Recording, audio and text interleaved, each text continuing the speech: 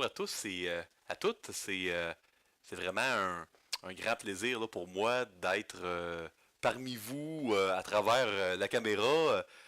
Écoutez, je vous souhaite vraiment la bienvenue à tous et à toutes ici à l'Église évangélique baptiste de Shawinigan Sud. Pour ceux qui ne me connaissent pas, mon nom est Mathieu Caron et je suis un des pasteurs de cette église.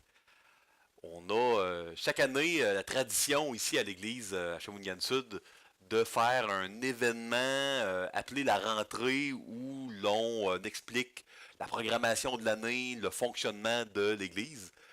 Et puis on a l'équipe de Communion fraternelle et moi-même. Euh, Souvent euh, c'est Martine et moi qui, dans les dernières années, là, avons cherché à réinventer, avec l'aide du comité de communion fraternelle, la manière de faire la rentrée.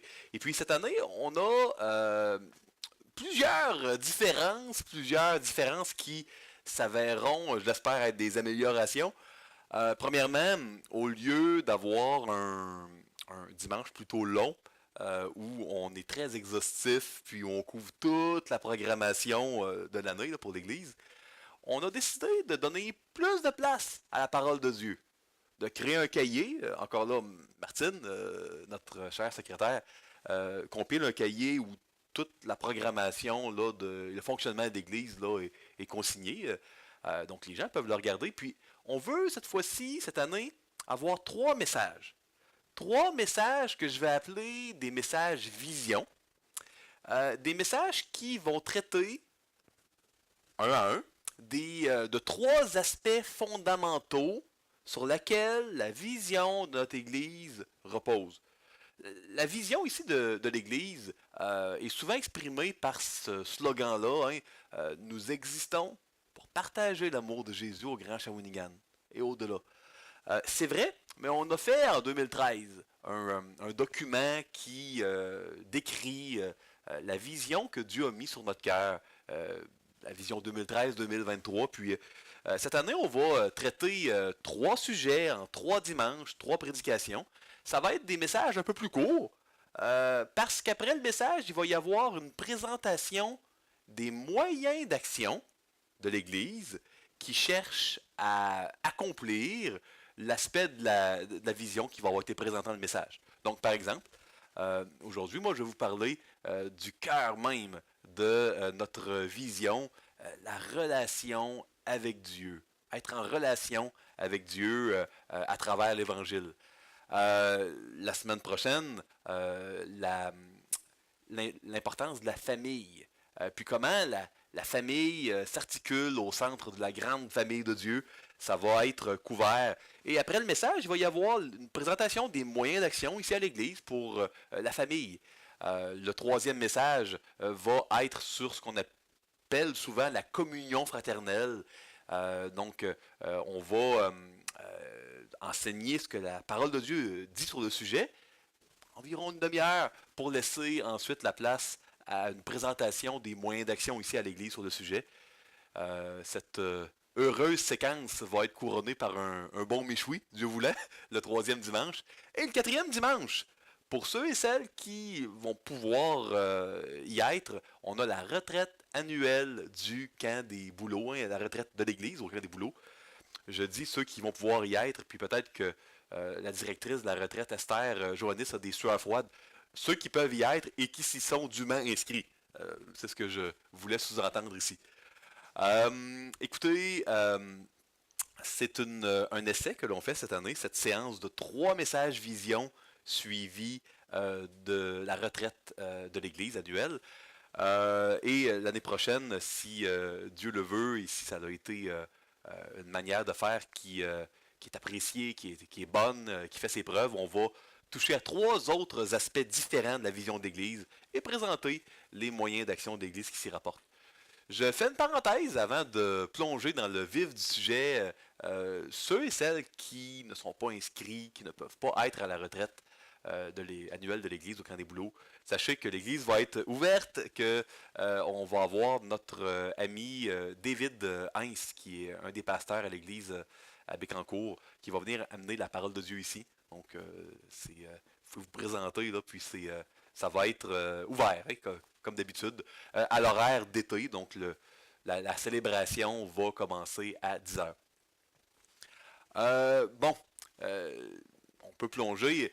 Quand on m'a proposé d'enseigner le message vision numéro un, qui est au niveau de la relation avec Dieu, j'ai tout de suite pensé à Genèse 32.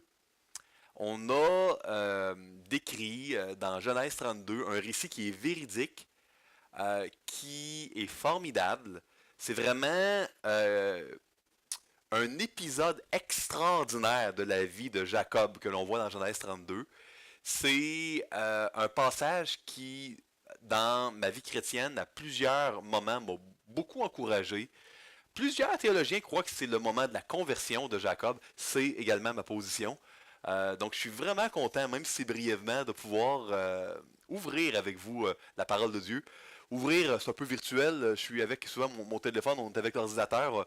Mais bon, si vous avez des bibles papier, vous pouvez ouvrir avec moi. Puis je suis content d'ouvrir avec vous là, la parole dans Genèse 32 pour lire ce récit véridique-là avec vous. Assez parlé, j'ai pas beaucoup de temps aujourd'hui. Permettez-moi de demander l'assistance du Seigneur dans un mot de prière. Seigneur Dieu, on est tellement content, tellement privilégié d'être réunis en ton nom. On se connaîtrait pas les uns les autres si c'était pas de toi. On serait pas ici, Seigneur, si c'était pas de toi. La prière, c'est que tu puisses utiliser ta parole, ta sainte parole, pour toucher nos cœurs, nous fortifier grandement, nous réjouir nos cœurs, Seigneur, nous donner ta joie, ta paix, nous donner ton courage. Merci parce que tu es là, parmi nous, en nous. Dans le nom de Christ, on te prie. Amen. J'ai intitulé le message Vision, hein, qu'est-ce qu'une vraie relation avec Dieu? Euh, on va ensemble déjà lire une section de Genèse 32. J'ai divisé pour faciliter le message Genèse 32, le chapitre entier, en 3 sections que l'on va traiter individuellement. On peut lire au verset 1, Jacob poursuivit son chemin et des anges de Dieu le rencontrèrent. En les voyant, Jacob dit, c'est le camp de Dieu. Et il donna à ce lieu le nom de Mahanaïm. Verset 3. Jacob envoya devant lui des messagers à Ésaü, son frère, au pays de Séir, dans le territoire d'Édom. Il leur donna cet ordre. Voici ce que vous direz à mon seigneur Ésaü. Ainsi parle ton serviteur Jacob. J'ai séjourné chez Laban, et j'y suis resté jusqu'à présent. J'ai des bœufs, des ânes, des brebis, des serviteurs et des servantes, et j'envoie l'annoncer à mon Seigneur pour trouver grâce à tes yeux. Les messagers revinrent auprès de Jacob en disant, nous sommes allés vers ton frère Ésaü, et il marche à ta rencontre avec 400 hommes. Jacob fut très effrayé et saisi d'angoisse. Il partagea en deux camps les gens qui étaient avec lui, les brebis, les bœufs et les chameaux, et il dit, si Ésaü vient contre l'un des camps et le bat, le camp qui restera pourra se sauver. Jacob dit, Dieu de mon père, Abraham, Dieu de mon père Isaac, Éternel, qui m'a dit, retourne dans ton pays et dans ton lieu de naissance, et je te ferai du bien. Je suis trop petit pour toutes les grâces et pour toute la fidélité dont tu as usé envers ton serviteur, car j'ai passé ce Jourdain avec mon bâton, et maintenant je forme deux camps. Délivre-moi, je te prie, de la main de mon frère, de la main d'Ésaü, car je crains qu'il ne vienne et qu'il ne me frappe, avec la mère et les enfants. Et toi, tu as dit, je te ferai du bien, et je rendrai ta postérité comme le sable de la mer, si abondant qu'on ne saurait le compter. Écoutez, il y a beaucoup de choses à dire dans ce passage-là. Et puis, pour bien comprendre le contexte, euh, où est Jacob, qu'est-ce qu'il fait, où il s'en va, pourquoi Ésaü semble-t-il être son ennemi et semble-t-il être un objet de grande crainte, de frayeur même pour Jacob. On doit remonter à Abraham, le grand-père de Jacob et d'Ésaü, pour comprendre cela. Plus tôt dans la Genèse, l'Éternel avait dit à Abraham qu'il sauverait le monde par sa postérité. Puis qu'il y aurait une lignée qui aboutirait dans un Messie, hein, un sauveur.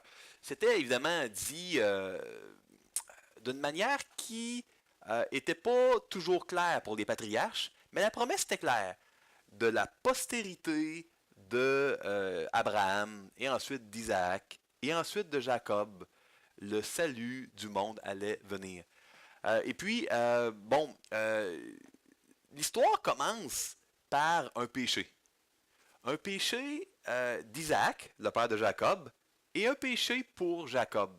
L'histoire commence par le péché. Vous savez, il avait été clairement promis à Isaac que le fils par lequel viendrait le salut serait Jacob, le deuxième. Bon, qu'est-ce qui arrive? Rebecca, l'épouse d'Isaac, devient enceinte des jumeaux. Mais bon, il y en a quand même un des deux qui vient au monde après, hein, donc c'était Jacob. Euh, et puis c'est là que ça s'est gâté. Alors que les enfants ont grandi, Isaac avait pas beaucoup les plans de Dieu d'utiliser Jacob. Parce que, écoutez, Isaac, était un homme de son temps, puis il voyait son fils Ésaü qui était quelqu'un de fort, de vaillant, qui allait à la chasse, ramener du gibier, un vrai homme selon les standards de l'époque. Puis on avait un Jacob qui, lui, aimait beaucoup sa maman, puis restait sous les tentes, et puis était un homme d'intérieur. On va l'appeler comme ça, là, pour décrire là, un peu qu'est-ce que le type, le profil que Jacob avait. Évidemment, selon les standards de l'époque, Ésaü était le plus homme des deux. Et puis, Isaac a décidé de se cacher derrière la coutume de l'époque du droit d'aînesse. À cette époque-là, il n'y avait pas de rente de vieillesse, donc le premier-né recevait double part d'héritage pour ensuite devenir le chef de la tribu, puis du clan, puis prendre soin de ses parents là, une fois âgé. Isaac s'est appuyé sur ces traditions-là humaines, cette culture-là, pour en faire à sa tête. Et puis il s'est dit non, moi c'est la bénédiction hein, que je vais donner là, qui va faire de mon fils celui qui va être le fils choisi. Hein, ça va être à Ésaü que je vais faire. Donc on a un Isaac qui a péché, puis on a un Jacob qui lui a dit hey, j'ai mon père qui veut voler mon destin et puis le donner à mon grand frère qui est effectivement meilleur un peu à la chasse puis aux choses d'homme là que moi. Je vais essayer de le tromper. Puis l'histoire est longue, mais il a essayé d'acheter à un moment donné le droit d'aînesse là, à Ésaü par un bol là, de lentilles. Et puis bon, euh, Ésaü était vaillant, fort, puis il était également un peu superficiel. C'était pas nécessairement la personne la plus ancrée là, en Dieu, dans les promesses. Donc lui, pour un bol de lentilles, il avait faim. Pourquoi pas? C'était abstrait pour lui, hein, pour Ésaü, les bénédictions. Il était incrédule, il a péché, il a vendu le droit. Et puis, Jacob s'est pas arrêté là quand il a vu que son père voulait quand même donner le droit d'aînesse à Ésaü. Il s'est déguisé parce que son père était rendu assez âgé, il voyait plus beaucoup. Il a mis le linge d'Ésaü, il a même mis de la peau là, de chevreau pour que Ésaü était très très poilu. Puis bon, quand il est arrivé pour voir Isaac, Isaac entendait bien que c'était Jacob, mais ça sentait vraiment là, la sueur d'Ésaü, et puis c'était poilu quand il touchait comme Ésaü. Fait que, il a donné la bénédiction là, à Jacob. Et puis, à ce moment-là, Isaac s'est résigné. À ce moment-là, même quand Ésaü a pleuré auprès de son père en lui disant bénis-moi, donne-moi le droit d'aînesse, c'est un moment où Isaac a eu une forme de repentance. Puis non, il a dit garde, il a été béni, puis je peux pas la reprendre. Puis je pense qu'il s'est peut-être rappelé là, de ce que Dieu lui avait dit. Et puis il a décidé de retourner là, vraiment là, au plan initial que Dieu lui avait communiqué. Mais c'est à partir de ce jour-là que Ésaü a voulu tuer Jacob. Un frère qui veut en tuer un autre, c'est pas d'hier. On sait qu'une des premières histoires de frères dans la Bible, hein, Caïn et Abel, s'est soldé par un meurtre. Jacob, lui, n'a pas attendu un meurtre. Il n'a pas non plus mis sa confiance en Dieu. Il a dit, je vais prendre des choses en main. Il s'est enfui très très loin, loin de sa destinée. Hein? Et puis, bon, il a rencontré Dieu, Dieu lui a apparu, puis lui a essayé de marchander avec Dieu, puis lui a dit, garde, si tu me donnes de la nourriture, puis tu me protèges, puis tu me ramènes dans le pays, tu vas être mon Dieu. Donc là, il était dans un autre pays.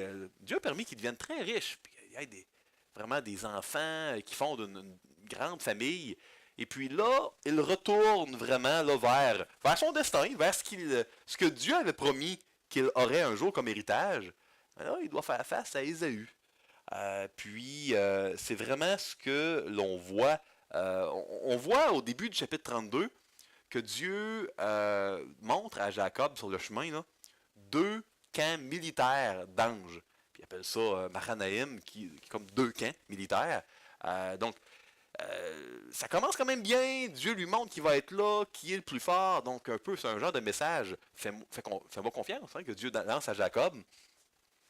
Puis on voit que quand il entend dire que son frère Ésaü arrive avec 400 hommes, il a peur, puis il prie. C'est la bonne chose. Fait que jusqu'ici, tout va bien. Jacob va au bon endroit, il voit la présence de Dieu, et puis il prie. Mais là, il a peur. Puis il n'attend pas la réponse du Seigneur.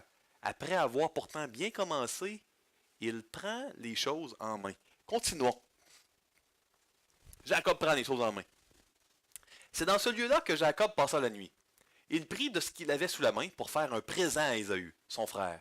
200 chèvres et 20 boucs, 200 brebis et 20 béliers, 30 femelles de chameaux avec leurs petits qu'elle allait, 40 vaches et 10 taureaux, 20 ânesses et 10 ânes. Il les remit à ses serviteurs, troupeau par troupeau, séparément. Et il dit à ses serviteurs, passez devant moi et mettez un intervalle entre chaque troupeau. Il donna cet ordre au premier. Quand Ésaü, mon frère, te rencontrera et te demandera à qui es-tu, où vas-tu, et à qui appartient ce troupeau devant toi, tu répondras à ton serviteur Jacob. C'est un présent envoyé à mon seigneur Ésaü, et voici, il vient lui-même derrière nous. Il donna le même ordre au second, au troisième, et à tous ceux qui suivaient les troupeaux. C'est ainsi que vous parlerez à mon seigneur Ésaü, quand vous le rencontrerez. Verset 20. Vous direz, voici ton serviteur Jacob vient aussi derrière nous. Car il se disait, je l'apaiserai par ce présent qui va devant moi. Ensuite, je le verrai en face, et peut-être m'accueillera-t-il favorablement. Le présent passa devant lui, et il resta cette nuit-là dans le camp. Il se leva la même nuit, prit ses 2 femmes, ses 2 servantes et ses 11 enfants, et passa le gué de Yabok. Il les prit, leur fit passer le torrent, et le fit passer à tout ce qui lui appartenait. Donc, on voit ici Jacob qui prend les choses en main, pour ne pas dire qu'il panique. Donc, il avait vu les anges, il a prié, mais je crois que dans son cœur ou dans ses tripes, il disait, bon, 400 hommes qui s'en viennent, je vais envoyer des cadeaux. Puis je vais séparer vraiment ma famille en deux. Puis il y a un petit contraste là dans le texte parce qu'au début il avait vu 2 camps d'anges, puis c'est le même mot qui est répété ici. Là, il sépare sa famille en 2 camps. Donc c'est pour un peu pour montrer un peu son infidélité et son incrédulité. Là. Puis il envoie sa famille en 2 camps. Il veut apaiser par des cadeaux son frère Ésaü. Puis, pourquoi il va en dernier à la fin? Vous allez dire, c'est donc bien un acte de grande lâcheté de faire passer les femmes et les enfants en premier. Oui, d'une certaine manière, oui, mais c'est également une manière dans l'Ancien Monde de montrer sa soumission totale à un ennemi en disant, moi, je m'en viens, puis ma femme, mes enfants sont devant toi, tu peux leur faire un peu ce que tu veux, là, tu sais, ils t'appartiennent. Et voici des cadeaux. Donc, c'est vraiment un acte de soumission que Jacob a fait. Il voulait acheter la paix. Il voulait, par ses propres forces, réussir à avoir la victoire sur cette personne, Ésaü, qui, à bien des égards, avait contrôlé sa vie. Vous savez, depuis le tout début, Ésaü était celui qui était l'obstacle à sa destinée. Puis il a essayé avec les lentilles, il a essayé en trompant son père, il est parti parce qu'il voulait le tuer, il retourne, il essaye d'acheter la paix. Ésaü avait toujours été un obstacle. Et puis, on voit à la toute fin que soudainement, il décide de protéger tout son monde, les fait passer de l'autre côté du Yabok. Qu'est-ce que c'était le Yabok? Le Jourdain avait plusieurs rivières parallèles. Et puis, à un endroit, le Jourdain se séparait pour donner une rivière, le Yabok, qui était une rivière très escarpée. Il y avait des parois rocheuses assez élevées de chaque côté. Donc, tu traverses pas le Yabok comme tu veux. Hein, euh, c'était pas une époque de pont et puis d'hélicoptères et puis bon, les tunnels puis tout ça. Donc, on les met en lieu sûr. Puis, à la fin, là, ils décident, ah ben, je vais aller moi-même. Je vais aller moi-même vers Ésaü, puis on va voir qu'est-ce que ça va donner. Donc, on voit ici Jacob qui prend les choses en main. Maintenant, la section qui nous intéresse particulièrement, je vais passer un petit peu plus de temps dessus. Je l'ai mis cette fois-ci, non pas en version Louis II, mais dans une version de la Bible appelée la version Darby, qui est un peu plus littérale, particulièrement pour l'Ancien Testament, pour qu'on puisse saisir des petites nuances, qui sinon seraient un peu masquées, à mon avis, en français. Euh, et Jacob resta seul, et un homme lutta avec lui jusqu'au lever de l'aurore. Et lorsqu'il vit qu'il ne prévalait plus, pas sur lui, excusez-moi, il toucha l'emboîture de sa hanche, et l'emboîture de la hanche de Jacob fut luxée, comme il luttait avec lui. Et il dit, laisse-moi aller, car l'aurore se lève. Et il dit, je ne te laisserai point aller sans que tu m'aies béni. Et il lui dit, quel est ton nom? Et il dit, Jacob. Et il dit, ton nom ne sera plus appelé Jacob, mais Israël, car tu as lutté avec Dieu et avec les hommes, et tu as prévalu. Et Jacob demanda et dit, je te prie, déclare-moi ton nom. Et il dit, pourquoi demandes-tu mon nom? Et il le bénit là. Et Jacob appela le nom du lieu Péniel, car j'ai vu Dieu face à face et mon âme a été délivrée. Et le soleil se levait sur lui comme il passait Péniel, et il boitait sur sa cuisse. C'est pourquoi, jusqu'à ce jour, les fils d'Israël ne mangent point du tendon qui est sur l'emboîture de l'ange, car il toucha l'emboîture de la hanche de Jacob sur le tendon. Donc, on voit Jacob qui veut vraiment faire face à son géant seul, Ésaü. Et puis, une fois que tout son monde, hein, ses serviteurs, les servants des animaux sont passés de l'autre côté, il est tout seul du côté d'Ésaü. Mais finalement, il s'aperçoit qu'il n'est pas tout seul. Peut-être que c'est en arrière de lui qu'il a entendu quelqu'un qui arrivait. Puis soudainement, il voit un homme. Là, c'est la nuit. Puis le mystérieux étranger se met à se battre avec Jacob. Puis ça a été un combat assez rude, hein, qui a duré pratiquement toute la nuit. Ils se sont battus ensemble. Puis c'est là que le récit devient extraordinaire parce que à la fin du texte, on le voit, hein, euh, on voit que l'étranger avec qui Jacob s'est battu n'est nul autre que Dieu. Euh, bon, euh, euh, c'est mon opinion que c'est une préincarnation de Jésus parce que Dieu est esprit. Hein, nous dit l'évangile de Jean. Il faut que ceux qui l'adorent en esprit et en vérité. On voit également dans 1 Timothée que Dieu est invisible. On voit qu'un esprit n'est pas de corps. On le voit dans l'évangile, ça aussi. Donc, euh, la, la seule personne de la Trinité qui a un corps humain, c'est Jésus. Donc, moi, c'est ma position. Mais c'est également possible que Dieu a utilisé là, pour cet épisode-là le corps d'un ange ou d'un corps autre. Là. Donc, plusieurs questions sont soulevées par ce passage-là. J'aimerais toucher avec vous les principales, puis terminer par une leçon. Puis par la suite, ça va être une vidéo à partir de Washington, D.C. avec Michael et moi, qui vont présenter les moyens d'action. Là, ça va être davantage Michael qui va présenter les moyens d'action pour favoriser la relation personnelle avec Dieu. Donc, premièrement, pourquoi l'homme veut-il partir avant le lever du soleil? Parce que, vous savez, Moïse avait vécu une situation bien semblable hein, dans Exode 32, 33 et 34. Personne ne peut voir le visage de Dieu. Euh, on a vu son visage dans l'Évangile, pas nous personnellement, mais les gens qui étaient avec Jésus. Mais c'était pour cela qu'il devait partir avant le lever du soleil. Maintenant, il y a beaucoup de choses qui sont assez spéciales dans ce passage-là. Euh, la première est la suivante. Ici, j'ai mentionné, je l'ai mentionné dans la prochaine diapo, là, puis je vais revenir ici. Euh, on peut se demander pourquoi Dieu n'a pas tué Jacob.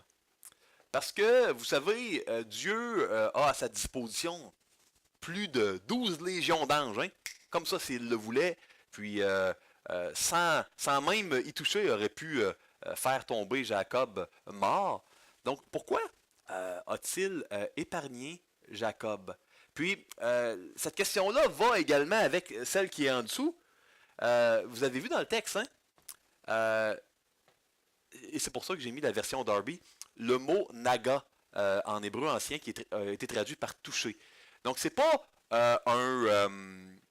un coup qui a été fait à la hanche, mais c'est en touchant la hanche que la hanche a été luxée ou déboîtée, utilisez le terme que vous voulez. Maintenant, c'est assez spécial parce que vous savez, un petit principe pour le corps humain. Dans le corps humain, au niveau des articulations, plus une articulation est mobile, comme l'épaule, moins elle est stable. Plus une articulation est, vous savez, moins mobile ou immobile, comme la hanche, plus c'est stable. Plus c'est mobile, moins c'est stable. Moins c'est mobile, plus c'est stable. Donc la hanche est très stable. C'est assez difficile, même avec un coup violent, de luxer une hanche en touchant. C'est encore là impensable. Donc, vous savez, ils se sont battus ensemble toute la nuit.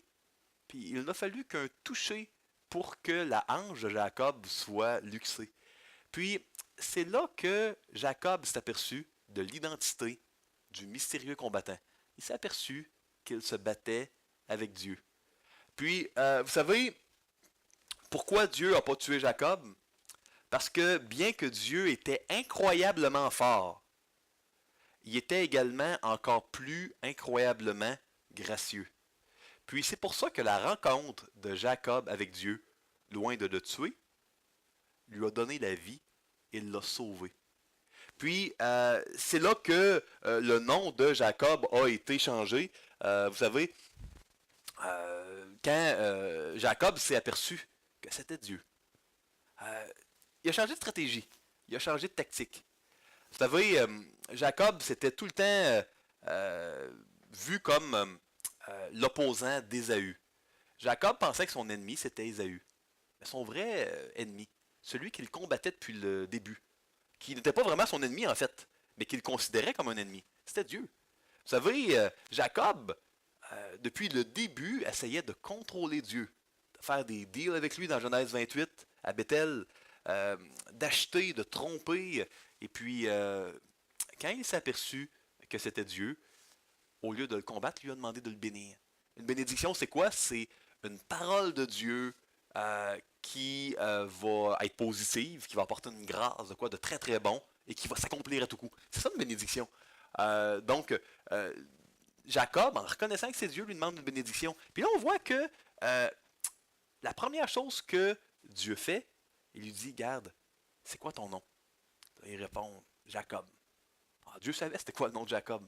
Jacob veut dire trompeur, veut dire tricheur. C'est un nom qui le reflétait bien qui il était. Puis là, il lui dit, l'Éternel, tu ne s'appelleras plus Jacob, tu vas t'appeler Israël. Israël veut dire celui qui a combattu avec Dieu. Et puis, moi j'aime bien qui a prévalu plutôt qui a eu la victoire. C'est très très connexe, mais il y a une petite nuance que je vais toucher dans un essai.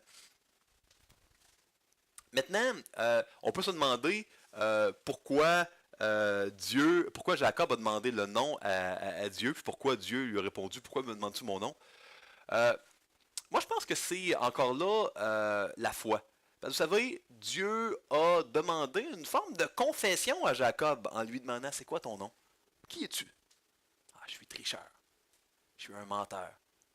Puis en changeant son nom, le nom qui avait vraiment la portée, une grande portée identitaire dans l'ancien monde, il venait de changer l'identité profonde de qui il était. c'est celui qui a prévalu, hein, qui a persévéré, qui a combattu avec Dieu, puis qui va avoir prévalu, qui va avoir eu la victoire. Maintenant, Dieu n'a pas voulu répondre à la question de Jacob, parce qu'écoute, il voyait bien que c'était Dieu. Il voyait bien. Puis, la foi, c'est de croire sans voir, à bien des égards. Euh, il y a une portée vraiment là où on va voir complètement, uniquement quand on va être avec Dieu. Donc, moi, je crois que c'est une des raisons pour lesquelles Dieu n'a pas répondu à cette question-là. Écoutez, c'est assez spécial parce que je crois que cette conversion-là de Jacob a deux grandes portées pour nous. Premièrement, euh, bon, c'est assez spécial parce que Jacob est l'ancêtre de Jésus-Christ. Selon toute observation moderne, quand on lit le texte, on se dit Jacob, il a perdu. Pourquoi Dieu dit qu'il a gagné? Jacob a perdu, Dieu a touché la hanche, puis clouc, ça s'est déboîté. Non, euh, Jacob a gagné parce que, vous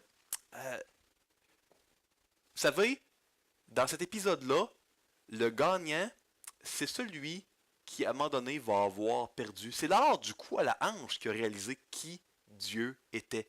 Puis que c'était Dieu qui était là. En Genèse 28, à Bethel, il a dit Hey, était ici, je ne le savais pas. Puis là, il réalise que son ennemi, depuis le début, c'était pas son ennemi. C'était pas Ésaü. C'était pas lui le problème. C'était pas Ésaü le problème, c'était pas Isaac, c'était pas Rebecca, c'était pas ses épouses, c'était pas Laban. Son problème était avec Dieu. Il essayait de contrôler sa propre vie au lieu de faire confiance à la promesse que Dieu lui avait donnée. Vous savez, on n'est pas très différent de Jacob. Euh, on passe notre vie à combattre toutes sortes d'ennemis qui, selon nous, nous séparent de notre destinée, hein, de ce que notre vie devrait être, alors qu'il y a une promesse qui nous est donnée en Jésus-Christ.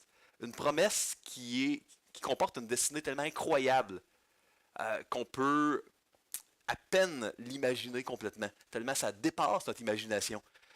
Cette promesse-là, c'est d'être unis à Christ pour l'éternité, de faire partie de son plan pour sauver le monde, son plan de rédemption, et d'être ses héritiers pour la nouvelle terre, le nouveau monde qu'il va amener, qu'il est en train de préparer. Puis, au lieu de vouloir faire partie du plan de Dieu et de se laisser guider, on a une idée différente, un peu comme Isaac, de ce à quoi notre vie devrait ressembler. Puis on veut la prendre en main.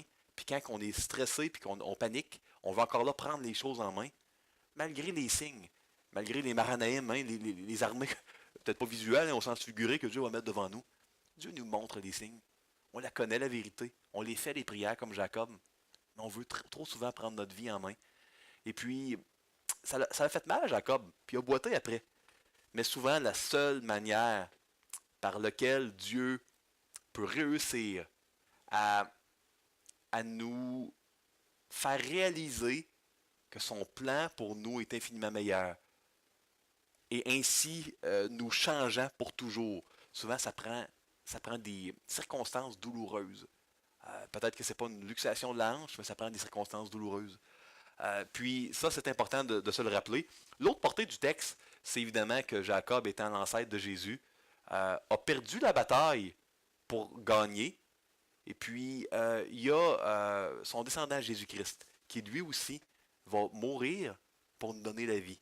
Va perdre la plus grande bataille de l'univers pour acquérir la plus grande bataille de l'univers. Puis il va dire à ses disciples que personne ne peut vivre s'il ne meurt premièrement. Il va dire à Nicodème, vous devez naître de nouveau. Vous savez, la plus grande victoire, c'est en mourant qu'on peut l'atteindre. Puis, je ne parle pas de la mort physique ici. Je parle premièrement d'une mort spirituelle.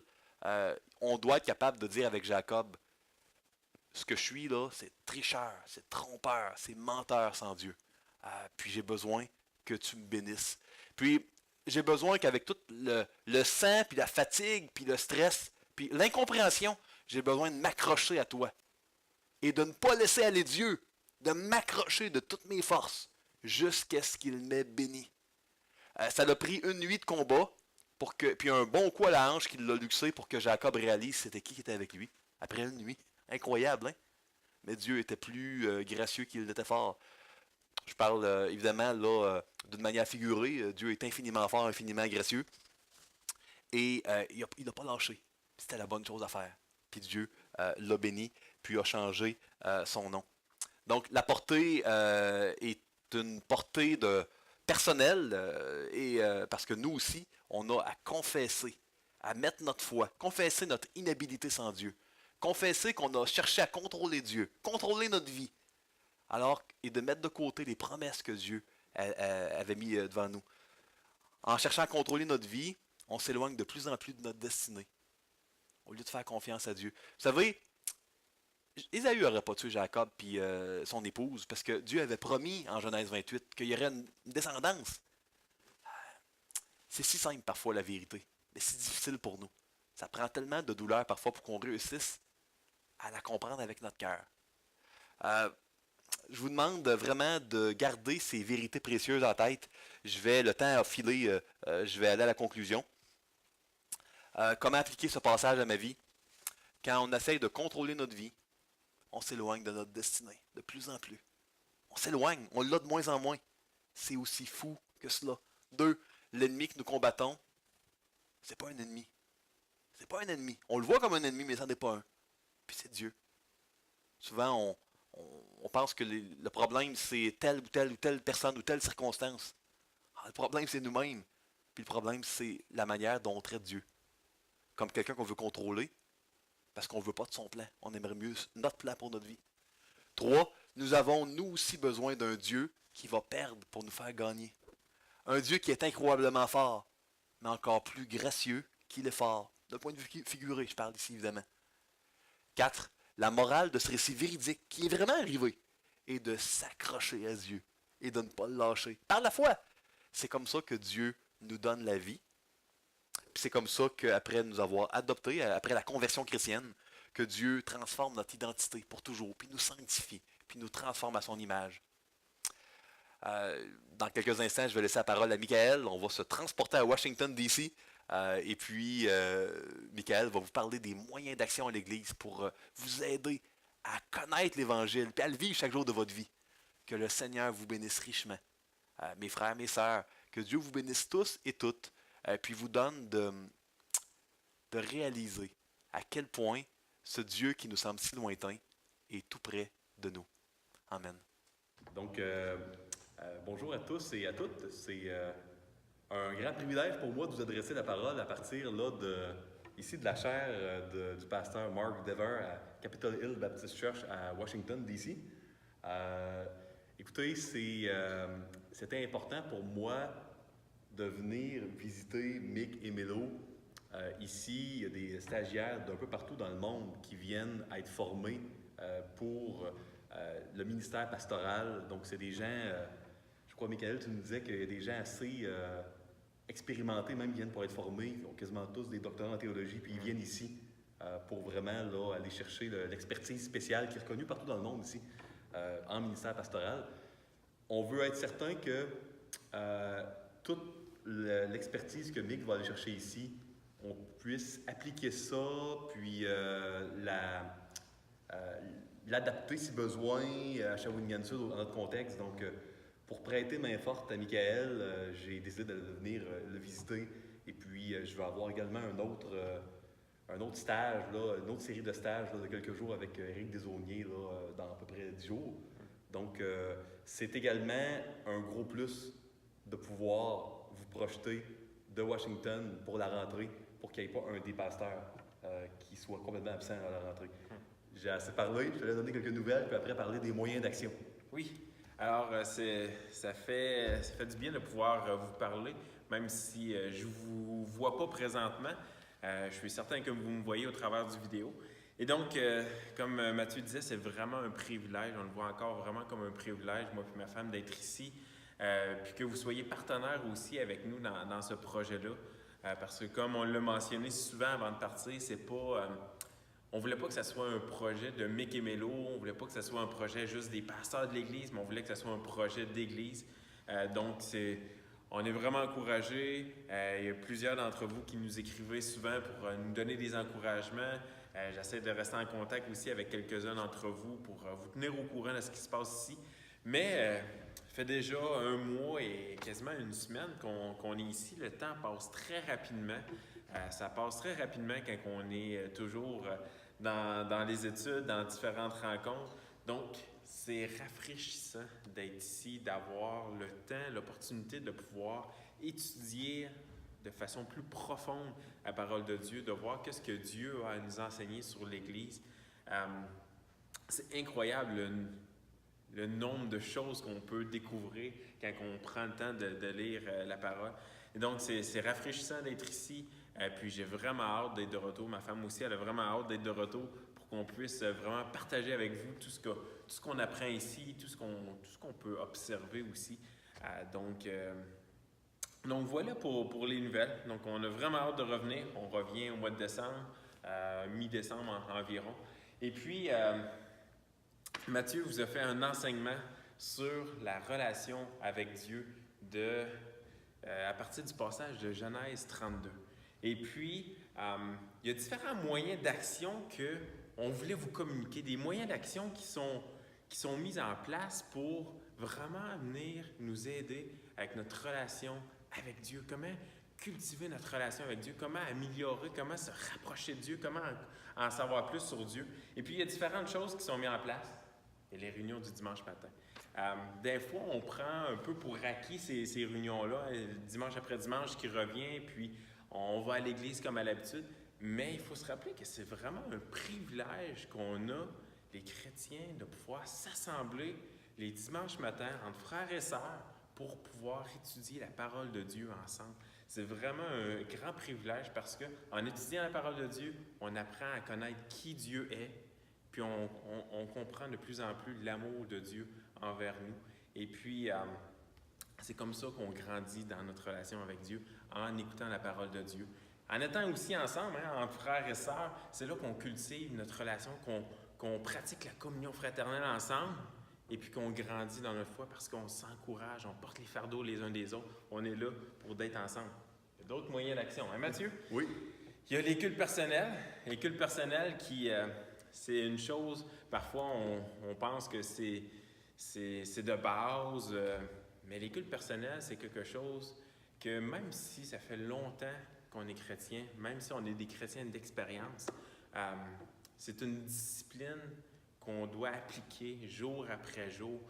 C'est pas quelque chose de facile, mais tellement gratifiant, tellement important pour notre foi de pouvoir avoir des temps de culte personnel. Culte personnel, ça a l'air bizarre dit de même, c'est des termes qu'on culte, bon, ça peut sonner bizarre, mais un culte personnel, c'est de prendre un temps personnel, journalier, avec Dieu, dans la parole et dans la prière.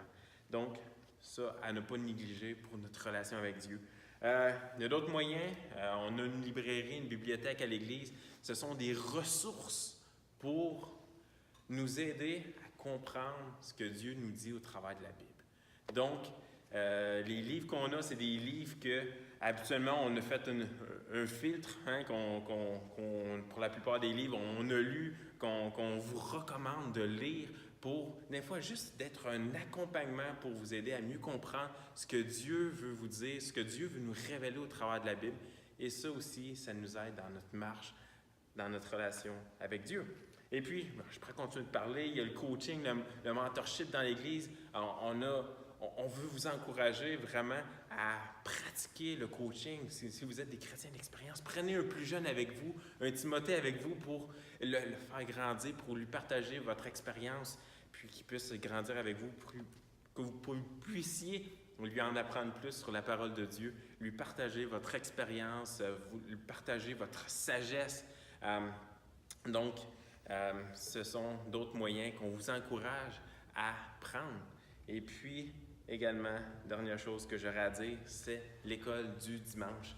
Les dimanches matins, de prendre encore cela comme un privilège. On a de l'école du dimanche. Ce n'est pas toutes les églises qui ont l'école du dimanche, mais on croit ici à Shawinigan Sud.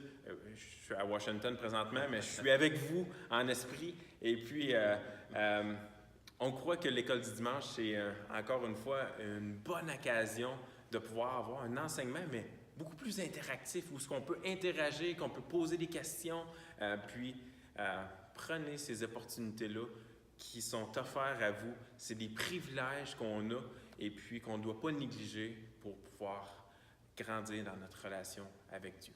Donc, je ne sais pas, Mathieu, si tu avais des choses à rajouter, mais c'est ce que je voulais vous communiquer. Écoutez, Michael a très bien dressé là, le tableau. Peut-être simplement seconder ce qu'il a dit en disant, en rappelant les paroles de Jésus dans l'Évangile de Jean. Vous savez, il est le cep de la vigne, hein, le tronc, puis nous sommes les sarments, les branches. Puis pour demeurer en vie, pour être dans sa joie, on doit être connecté à Jésus en tout temps. On ne perd pas notre salut, on a la sécurité éternelle, mais on a besoin d'être connecté à Jésus en tout temps. Et puis, nous, comme pasteurs, on n'est pas là pour être des intermédiaires entre Dieu et vous, mais comme des personnes pécheresses qui ont besoin de la grâce de Dieu, vous aider, vous aussi, à rester connectés au cep, Jésus-Christ qui, lui, est la solution. Donc, c'est un privilège vraiment là, pour nous d'être vos pasteurs. Et puis, on vous aime beaucoup. Et puis, on a... moi, j'ai déjà hâte de revenir vous voir auprès de vous, puis je suis certain que Michael et Mélodie ont hâte de revenir vous voir, puis de continuer à exercer le ministère là, parmi vous. Là. Donc, que le Seigneur vous bénisse.